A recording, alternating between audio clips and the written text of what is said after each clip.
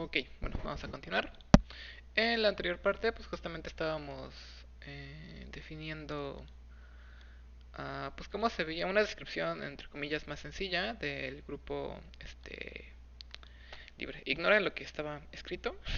Eran cuentas que no me salieron y que estaba viendo cómo definir y así.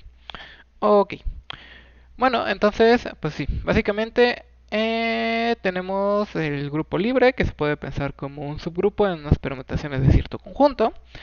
Y pues justamente también esta, esta definición la podemos pensar como los siguientes elementos. O sea, estas son sucesiones de elementos donde cada uno está alternado, o sea, cada uno está en G1, G2 y nunca pueden ser el neutro, ¿no? Ok, entonces ahora la pregunta es, bueno, ¿cómo multiplico este... ¿Cómo multiplico dos elementos? Bueno, pues para multiplicar dos elementos, llámense G1 cuña H1, así, hasta XY, donde XY está en G1 o G2. Y entonces esto lo multiplico, aquí voy a poner este símbolo, porque justamente la multiplicación va a ocupar el mismo símbolo, por, digamos, otro elemento, que no sé, digamos... Eh, es que, ay, sí, es que como que tenemos aquí problemas. Bueno, no importa. H1 prima, cuña así hasta XY prima, ¿no? Este es un 1. Un 1, un 1. ¿Sale? Entonces lo que hacemos simplemente es concatenar, ¿sale? Esto es igual a G1, cuña H1, así, hasta X1, XY, perdón, es una I, y esto lo concatenamos directamente con H1', cuña, así, hasta XY', ¿sale? Pero aquí nosotros tenemos una condición, que es que esto nunca puede ser el neutro, y nuestra otra condición es que siempre tenemos que ir alternando, ¿no? Entonces, aquí tenemos algunas posibilidades. A ver, si XY está en G2, pues entonces esta parte de aquí, G1, cuña H1, así, hasta X y pues la multiplicamos por este H1'. Porque al multiplicarlo, pues justamente quien esté aquí es un G, al que voy a llamar G1'. Es un G y entonces seguimos alternando. Si, no, si, no, si, no, así, hasta X y prima. ¿Sale? Y ahora aquí otra vez tenemos un problema, porque ¿qué pasa si x y por h1 pues es igual a 1? Ah, perdón, al neutro primo, ¿no? Porque este es nuestro neutro en G2.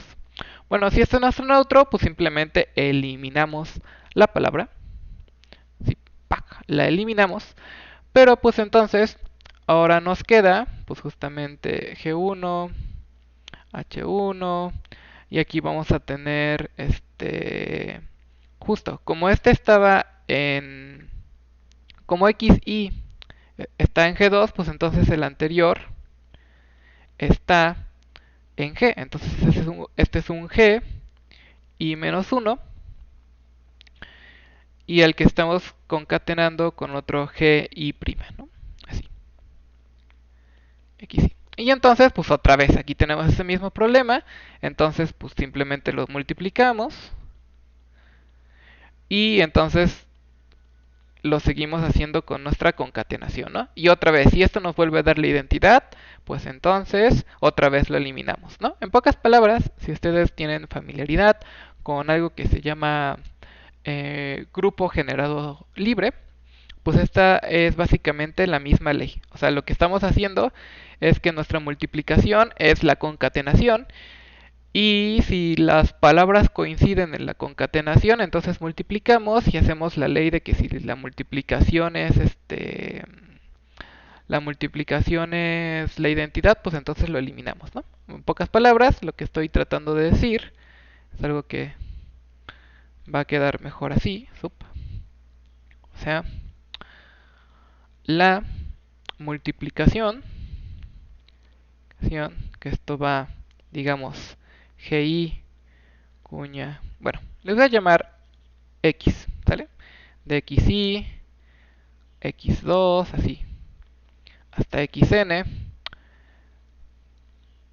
la multiplicación de X1 con Y1, cuña, así, hasta YM. Ajá, recuerden que estos elementos cumplen estas condiciones, ¿no? Que están alternados. Es la concatenación. Concatenación.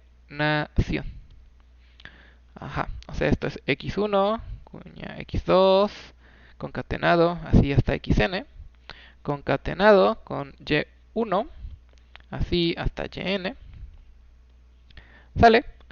Y además, y tenemos la siguiente ley. Si xn, y, y están ambos en GI, entonces, en lugar, en lugar, en lugar de concatenar, multiplicamos. Multiplicamos. O sea, esto es xi, cuña x2, cuña así, hasta xn por y. Aquí hay una concatenación. Y continuamos hasta yn, ¿no? Multiplicamos. Y ahora aquí hay otra condición. Si xn por y es igual a e, al neutro, o xn por y es igual a e', entonces eliminamos al término xn por y. Ajá. Y así, aquí. El proceso se repite hasta obtener una palabra reducida. Es decir, que no tiene ningún neutro y que tenemos otra vez un elemento de G1, G2, G1, G2, G1, G2. ¿Sale? Ok. Sale. Esto se parece mucho a la concatenación en espacios topológicos. De hecho, como que yo creería que esto fue lo que lo motivó. Ok. Bueno, hay una última cosa que ver acá, que no es tan importante. Si quieren, ustedes ya pueden pasar directamente a la interpretación del teorema de Seyfert-Van-Kampen, que seguramente será el siguiente video, pero pues les será muy útil. Bueno, nosotros dijimos que tenemos dos inclusiones, ¿no? En el producto simple, perdón, producto libre. Ajá. Tenemos dos inclusiones, que justamente es a cada g, pues envíalo a a la función esta, que en pocas palabras es a la palabra g. A la palabra g. Y por otro lado, es que a cada h, pues lo envías a la función h barrita, que interpretándolo en nuestros términos simplemente es h. ¿Sale? Ok. Y entonces este grupo, pues justamente está generado por las concatenaciones, entre comillas, de estos elementos. ¿Sale? Las concatenaciones alternantes de estos elementos. Ok, bueno. Nosotros tenemos otro grupo que tiene dos inclusiones, que de hecho se llama la suma. Aquí tenemos G1. Aquí tenemos G1 coproducto libre, que de hecho el coproducto en espacios, en grupos, es el producto. ¿Sale? Nosotros tenemos nuestras dos inclusiones, que justamente, de hecho esto es igual a G1 cruz G2, que de hecho lo que hace justamente estas inclusiones es que un elemento G lo envías a G, el neutro de este lado, G2, G2. Y por otro lado, es que un elemento H, pues lo envías a E, H. ¿no? Tenemos estas dos inclusiones, ¿sale?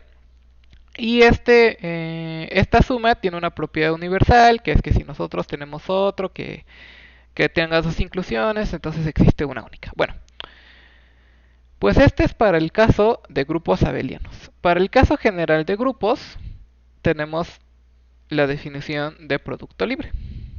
¿Ok? Entonces, nosotros tenemos nuestro producto libre y este tiene la siguiente propiedad universal. Entonces aquí proposición, el producto libre tiene la siguiente propiedad universal. Para todo grupo H y morfismos de grupos, eh, le voy a llamar H, bueno, mejor K y L. K de G1 a H, L, también de G2 a H, existe un único morfismo que voy a llamar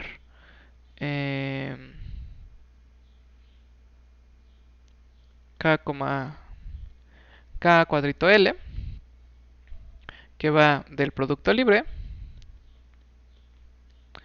a H tal que hace conmutar al diagrama. Un morfismo de grupos. Ok, a ver, ¿qué estoy haciendo? Es que aquí tengo G1, aquí tengo mi inclusión en el producto libre, aquí tengo mis dos inclusiones, que son K y L. Ahí le voy a cambiar este nombre porque no me gusta el nombre que le puse. Le voy a llamar H mayúscula. Aquí está H. Ay, no, H mayúscula no. Se va a llamar R mayúscula. Okay. Aquí está R. ¿Sale? Y hace que esto conmute. En particular, esto ya lo pueden dar por hecho. No hace falta que lo probemos. Es complejo de demostrar. Entonces, pues hagan su mandala de fe porque pues o lo demuestran o se lo creen básicamente porque lo vamos a utilizar. Y pues justamente nosotros tenemos una inclusión en el producto, que esto es G1 cruz G2, ¿no? En el producto de grupos.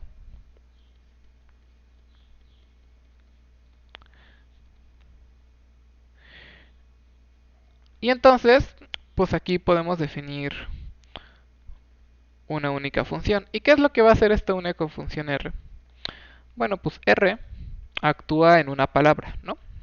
De elementos alternados. O sea, digamos es x1, cuñita x2, cuñita así, hasta xn, ¿no? Donde justamente cada uno de estos elementos está en... Si este está en G1, este está en G2. Si este está en G1, si este está en G2, este está en G1. Y así, ¿no? Van alternados. Y al revés, si este está en G2, este está en G1. Bla, bla, bla, bla. Entonces, ¿qué es lo que vamos a hacer? Pues lo que vamos a hacer es que este elemento lo enviamos a